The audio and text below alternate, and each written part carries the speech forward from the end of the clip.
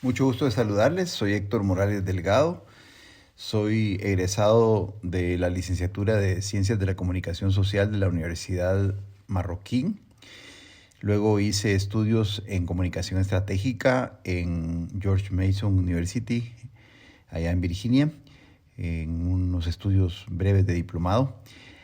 Luego hice una maestría en comunicación estratégica y social en la Escuela de Ciencias de la Comunicación de la Universidad de San Carlos. Actualmente estoy estudiando el doctorado en comunicación estratégica y social, siempre en la USAC, en la Escuela de Comunicación, en el Departamento de Postgrados, y estoy en la fase ya de el estudio de la investigación de campo. Estoy en esa fase para luego hacer mi informe de tesis. A mí me da mucho gusto el poder compartir con ustedes también mis experiencias en comunicación, porque yo fui director de comunicación y vocero de la Municipalidad de Guatemala. También he trabajado en comunicación estratégica en el Informe Nacional de Desarrollo Humano en el Programa de Naciones Unidas para el Desarrollo, y actualmente soy el oficial de comunicación de la ONU en Guatemala. Así que va a ser una mezcla de teorías y también un poco la parte de experiencias. Fundamentalmente lo que quiere decir es que yo comencé más en la parte de lo empírico en cuanto a la estrategia, aún con estudios universitarios, pero siento que no sabía mucho. Hasta ahora siento que tengo un poco de más conocimiento en comunicación estratégica, comunicación de crisis, que no es lo mismo crisis de comunicación, y desde una perspectiva institucional, porque he trabajado mucho más para instituciones que para empresas. Y también, pues en este caso, me he especializado en organismos internacionales. ¿Por qué puse ahí crisis con una aleación o una diferencia que no es la comunicación la que está en crisis? O sea, por eso dice ahí entre paréntesis no crisis de comunicación, sino que cómo comunicar una situación crítica. Básicamente ese es uno de los enfoques que voy a tomar en esta presentación. Uso mucho ideas de Rafael Alberto Pérez, el padre de la nueva teoría estratégica. Aquí, por ejemplo, dice: para lo que queramos o no, solo tenemos tres alternativas: el ayer, el presente y el mañana. También les puse algo ahí de Roy Atkinson, Mr. Bean, quien dice: voy a hacer un pronóstico, puede pasar cualquier cosa. Eso es un poco satirizando lo que pasa cuando no hay estrategia. Y me gustó mucho Julio Cortázar, que dice: nada está perdido si se tiene el valor de proclamar que todo está perdido y hay que empezar de nuevo. Y eso por unas experiencias que les voy a contar al final de cuando no ha habido éxito en mis estrategias. Porque uno aprende mucho del error. Esa es un poco mi filosofía de vida. Uno se equivoca y ahí es donde se aprende a veces más. Aquí hay 5 elementos que quiero compartir con ustedes para hablar siempre de la comunicación estratégica, para hablar de la comunicación en una situación crítica desde la perspectiva de las instituciones. Lo primero es quién soy, o sea, cuál es la situación desde donde voy a hablar, cuál es mi institución. Segundo, cuál es el problema que tengo enfrente. Luego, si voy a intervenir, con qué propósito lo voy a hacer. Posteriormente podemos hablar un poco de cómo va a lograrse y qué se ha logrado, cómo ha ido, digamos, mi intervención. Y luego entraremos a lo que es qué pasa después, cómo se mantiene la situación. Para eso comenzamos por saber quién es el sujeto y quién es el objeto. Y comencemos por la institución. La institución, ¿qué características tiene? ¿Cómo es percibida? Esto tiene que ver con, yo me posiciono en la organización, institución, entidad, persona, lo que sea, pero quiero tener los elementos presentes para comunicar, porque es desde donde me ven, desde donde yo trabajo, hasta donde llego como institución, como entidad, o qué identidad tengo para poder yo posicionarme ante los demás. La autoridad que dice Sandra Mazzoni. Cómo me posiciono con relación a otros. También Nachmanovich, cuando habla de cosas nuevas, dice cómo me diferencio en mi identidad con otros. ¿Quién soy, pues, desde la institución? No como persona. ¿Quién es la institución? Y lo que yo diga o deje de decir tiene un mensaje. Por eso es que pongo acá, todo dice algo. El siguiente punto sería un análisis del contexto. Este es el análisis del problema. Este es el diagnóstico. ¿Dónde estoy? Si estoy en una estrella, si estoy en 2, en 3, en 4, en 5, ¿cuál es la situación en este momento? Porque si yo no tengo claro de qué contexto sociocultural, siempre citando a Mazzoni, estoy, es muy difícil que yo pueda hacer que las cosas pasen, como lo dice Rafael Alberto Pérez en su nueva teoría estratégica. Se puede hacer que las cosas pasen. Bueno, pero entonces yo tengo que saber desde dónde estoy diciendo eso, la situación actual, cómo está el problema en este momento, porque eso es lo que va a determinar qué tanto yo puedo intervenir. Ese es el análisis contextual, el diagnóstico, dónde estoy, cuál es mi punto de partida, cómo quiero llenar este prestigio de mis estrellas para que los públicos, las audiencias, escuchen más mis mensajes, comprendan mejor mis mensajes y ojalá repitan mis mensajes, que es una aspiración de una verdadera estrategia de comunicación. Bueno, cuando ya tenemos eso claro, entonces vamos, comenzamos, actuamos, intervenimos. Y aquí resalté el tema del intercambio porque hasta hace muchos años nosotros tomábamos la estrategia de lo que yo les voy a decir cómo se hacen. Yo experto les voy a decir, miren, así hay que actuar. Mucho de lo que se habla ahora, yo sigo mucho las corrientes de la Universidad del Rosario en Argentina, y ahí tenemos valiosos aportes de estudiosos de la comunicación, estudiosas sobre todo de la comunicación, como Sandra Valdetarro, o como Sandra Mazzoni, o como Nachmanovich, todas ellas argentinas, que nos dan luces de cuál es la situación actual y cómo vamos a hacer ese cambio. El cambio, también Gumucio lo dice Alfonso Gumucio, que es un excelente referente, para entender qué es lo que dice la gente, cuáles son los contextos, cómo las personas están pensando que debería ser la comunicación. Entonces, en el intercambio lo que estamos marcando es que actualmente, en esta nueva realidad, nosotros tenemos que tomar en cuenta a los actores a los que les vamos a comunicar para que nos ayuden a diseñar la estrategia de comunicación.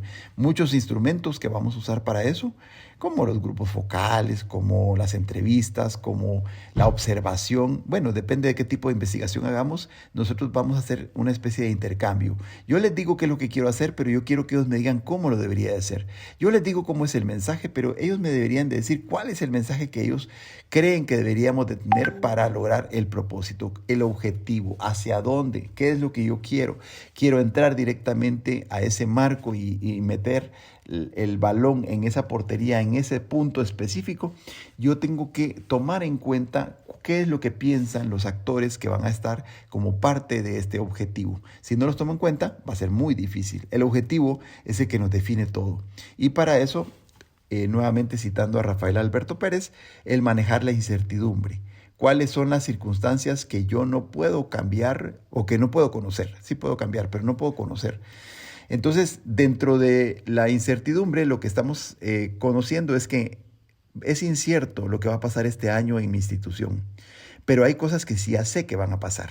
Entonces, la incertidumbre la voy a manejar procurando que con mi objetivo algunas cosas pasen porque tienen que pasar, pero que yo aproveche las formas como van a pasar para que también beneficien a mi objetivo, para que vayan junto con mi objetivo. Ese es un poco lo que quiero decir aquí, tomar en cuenta en ese intercambio, en el ir a intervenir con un propósito específico, manejando la incertidumbre.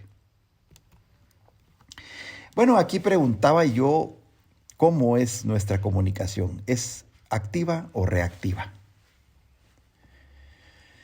Cada quien sabrá cuáles son las situaciones que vive dentro de su institución, pero a menudo nos rebasa la agenda del otro, la agenda Del adversario podría ser, si estuviéramos usando la estrategia desde del punto como la analizó en la historia Sun Tzu, podría ser como, bueno, lo que el enemigo, el campo de batalla, ¿verdad? Es el que me va a meter a su agenda cuando yo solo estoy reaccionando. Pero si yo tengo un plan de acción, siempre voy a reaccionar y eso son las crisis. Yo tengo que reaccionar en unas crisis, pero dentro de mi plan de acción. Por eso es que acá el tema es que yo haga mi plan de acción y que también tenga desde mi plan de acción una posibilidad de reacción. Así lo voy a hacer, así voy a actuar en esta circunstancia, porque yo tengo claro cómo voy a actuar. Yo ya hice mi estrategia de comunicación para los próximos 3 años y tengo un plan en este año que es un plazo más pequeño que el de la estrategia, donde yo puedo definir hasta dónde puedo, tomando en cuenta los escenarios que se me presenta este año. Por ejemplo, si yo digo, este año pues va a haber un desastre natural, porque siempre todos los años hay, no sé si es sequía, no sé si es inundación, ¿cómo mi institución va a resolver una crisis que venga a cambiar los planes operativos de mi institución? Bueno, la comunicación puede ayudar a reaccionar, pero si yo lo tengo contemplado como algo que puede pasar. ¿Cómo va y qué se ha logrado dentro de las acciones que se han hecho y cómo pueden pasar? Aquí también les pongo la idea de Malcolm Gladwell, que habla del contagio, del tipping point, del punto de quiebre. ¿Qué elementos pueden hacer un punto de quiebre y que yo pueda contagiar de mi idea a otros? Eso es lo que viene dentro de la lógica de la reacción y de la acción.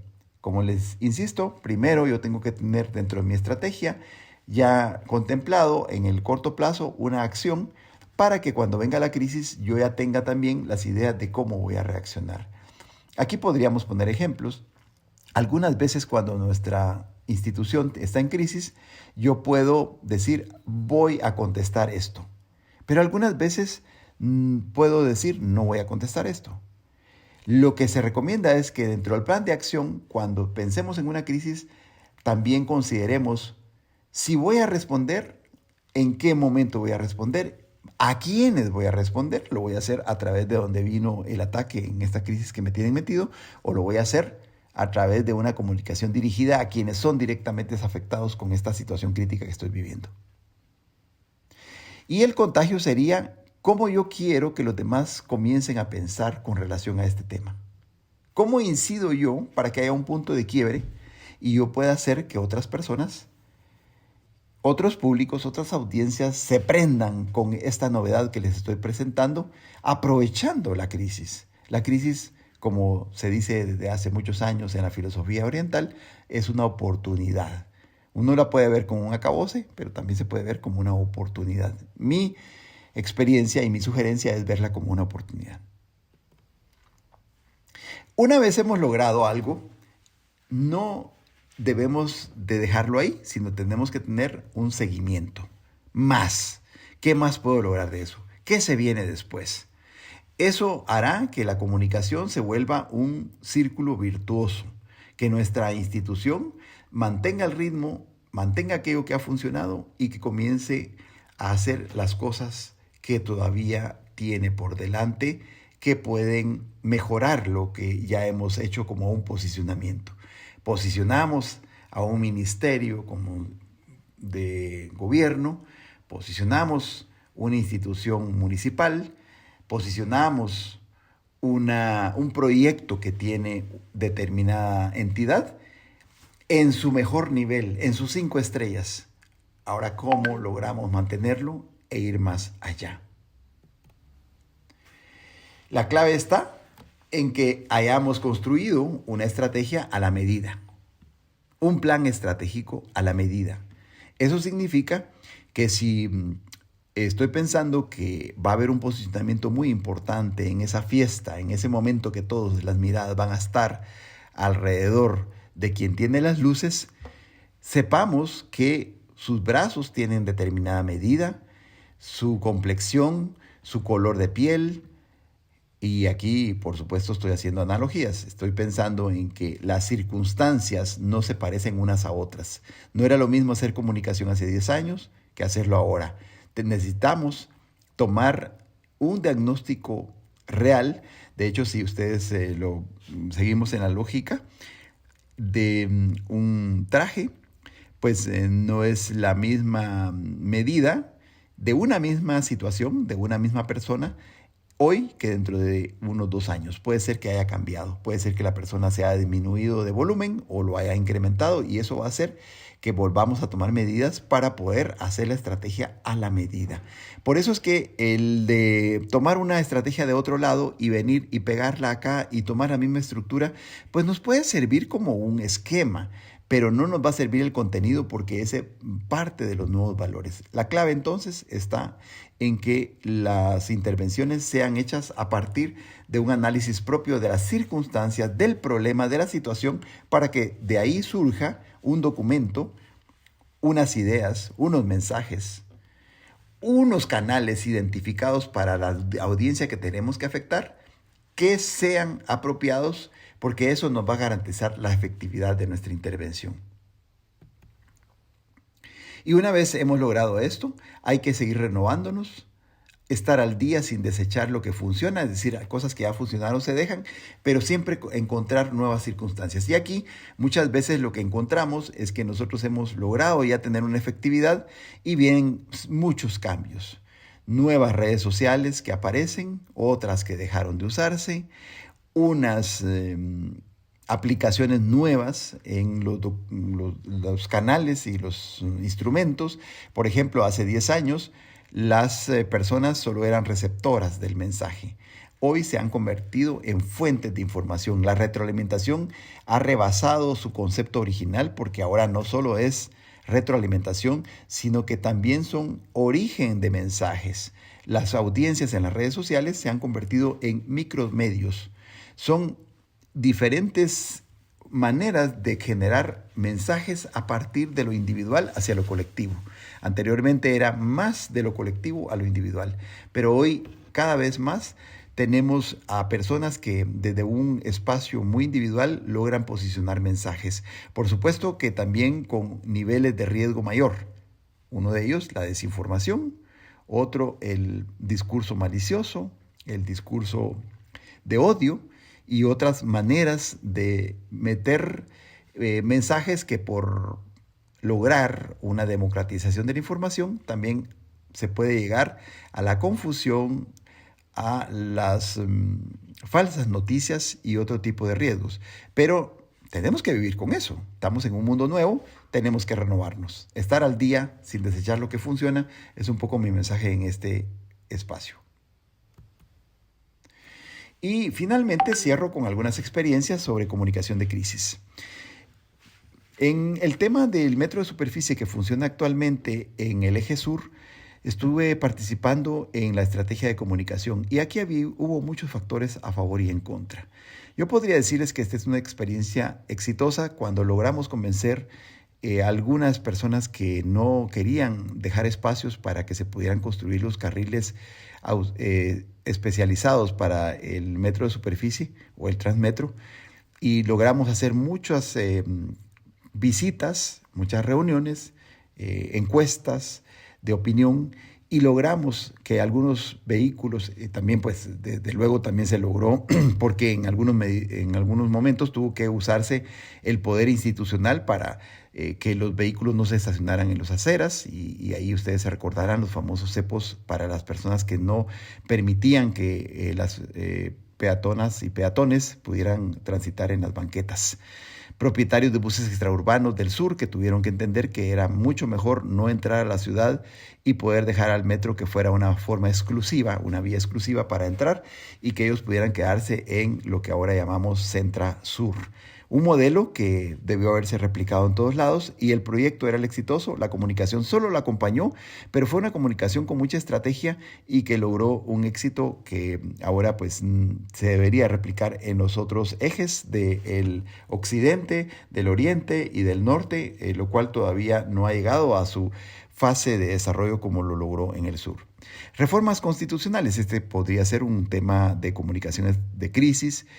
o una comunicación fallida, que fue con la consulta popular de 1998 para poder implementar los acuerdos de paz, y la propuesta de CICIG de 2018 junto con diferentes autoridades nacionales, que tampoco tuvo éxito. Ambas podríamos decir que habrían habido tal vez errores de medición de las circunstancias, de la situación, de lo que la gente pensaba de estas reformas, y por lo tanto no se concretaron. De manera que aquí valdría la pena decir que no se sabe qué tanto una estrategia de comunicación fue afectada por la estrategia de la consulta como tal, o si fue en sí qué proporción tuvo la comunicación en cuanto a su responsabilidad de no haberse logrado y qué tanto se tuvo del proyecto. Yo eso se lo dejo para que ustedes decidan cuál sería su opinión al respecto. La Agenda 2030 pues ha tenido una de ataques. Este es algo que me ha tocado a mí directamente porque, bueno, las dos anteriores también estuve involucrado, pero esta más directamente porque es todo la estrategia de comunicación de los Objetivos de Desarrollo Sostenible, que está todavía en curso. Despierta muchos temores. Hay muchas personas que tienen pues una filosofía o una ideología sobre el tema y adjudican a la Agenda 2030 cosas que no existen, que no están dentro de la agenda, que no son parte de este plan de 15 años, que tiene 17 objetivos, que tiene 169 metas y 230 indicadores, y que si ustedes van a las páginas web de Naciones Unidas y leen qué dicen, se van a dar cuenta que hay muchas cosas que se le adjudican que no la tienen, y ahí la estrategia de comunicación pues tiene una gran responsabilidad, y aquí no les podría decir si va a ser exitoso o no porque estamos en curso. Eso es algo que todavía no se puede determinar cuál va a ser su final. Y una más para que ustedes puedan reflexionar sobre las estrategias de comunicación en las crisis y también cómo puede verse en lo político una semilla sorpresa. Una semilla sorpresa le llamo yo a lo que las encuestas no vieron venir en cuanto al partido político Movimiento Semilla, porque las encuestas no midieron, y si lo hubieran medido a lo mejor también muchas cosas hubieran podido cambiar en el panorama. Y las encuestas se fueron publicadas en los medios de comunicación, es decir, estuvo en debate en la opinión pública. ¿Y qué fue lo que pasó? Bueno, que al final no midieron el nivel de crecimiento. Hay muchas dudas sobre eso. Por cierto, a mí me seduce dos ideas. Una es que la gente pudo haberse quedado callada y decir, no voy a decir lo que pienso. No sé si eso puede ser una opción que deberíamos de tomar.